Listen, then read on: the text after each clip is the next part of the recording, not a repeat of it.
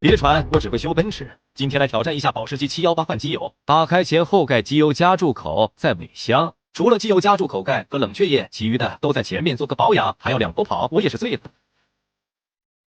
拆掉前舱盖板，首先映入眼帘的是这个小可爱刹车油壶。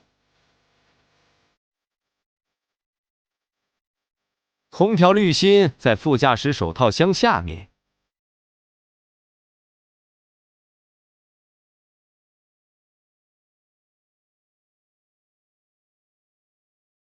外面还有一个。起来，起来！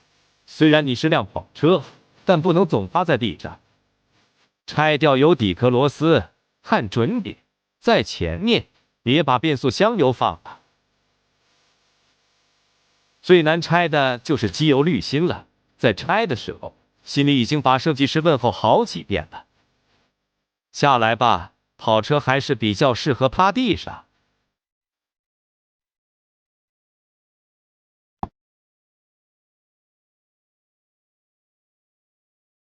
灌入5.7升口粮，